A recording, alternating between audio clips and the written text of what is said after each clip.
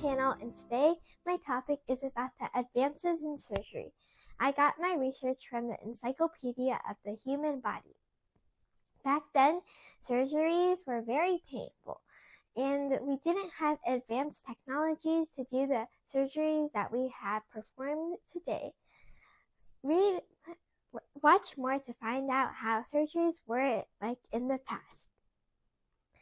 Surgeries in the past, first of all, were very painful.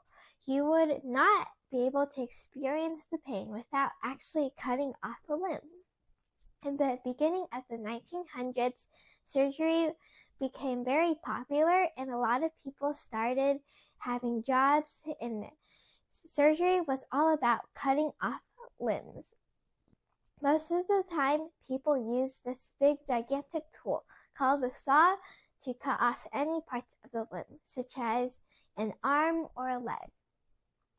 Oftentimes, these surgeries would be performed with fully conscious patients, which means that you would just be tied to a chair and held back after someone would saw off any part of your body. And as you can tell, this is very painful. This is a picture of someone's leg being sawed off.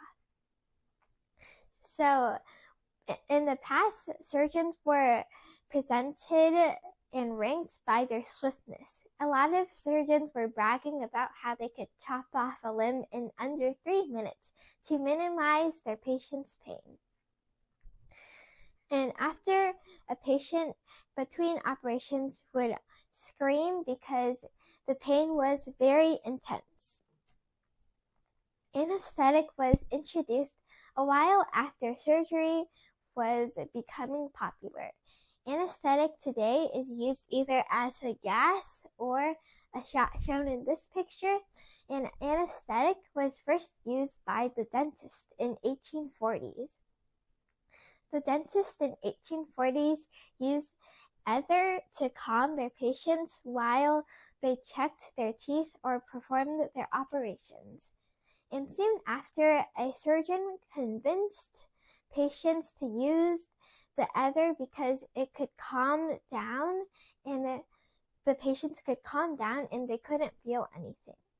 This is a past version of ether anesthetic, where people breathe into this mask, and the ether they felt put them immediately into a deep sleep, allowing the surgeons to be more precise. The first time surgeons used ether or any type of anesthetic was when they treated a man with a neck tumor. They worked peacefully for 25 minutes, and the man didn't even murmur anything, so this proved that ether was a big step in surgery.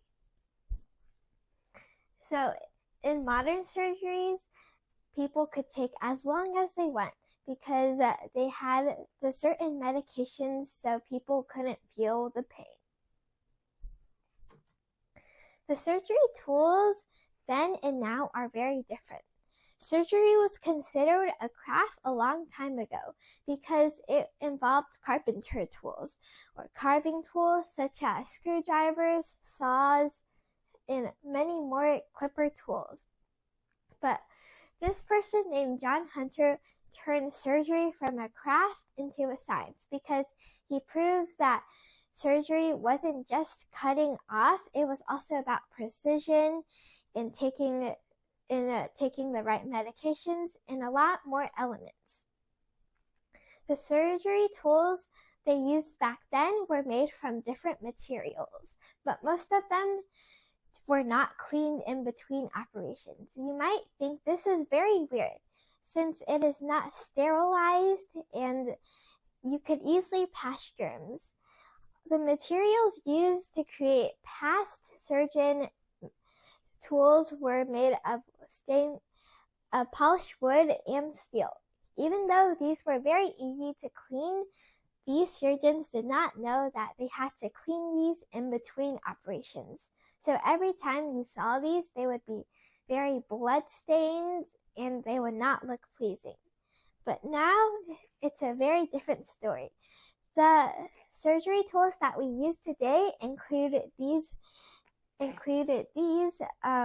tools, which include scissors and tweezers and many knives. So this is a practice training tool that I got from a friend, and it includes a lot of scissors and pinchers.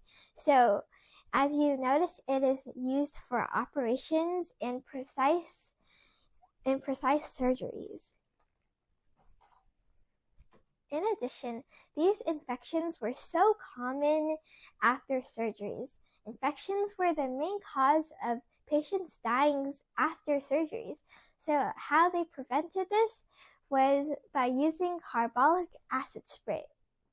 Before, a patient after amputation had a less survival chance than a soldier on a battlefield. The injuries and the diseases that got into them were so severe. A person led to discovering this because of a discovery in 1818, where the mothers giving births in hospital rooms were not surviving after they gave birth. But this person managed to convince doctors to wash their hands in between helping mothers. So this means the survival rate of all the mothers increased instead of mothers dying from infections. How they used the carbolic acid spray was an assistant would pump carbolic acid spray to the patient, and the doctor would be able to perform the surgery while all the germs killed by the carbolic acid spray were in hand. Lastly, the operation room is how and where they performed the operations. They were very different in the past because it was a wide and vast theater. You can see detailedly in these pictures, a lot of people were gathering very close to the patient, while the doctors and the patient operations were stood in the middle. None of the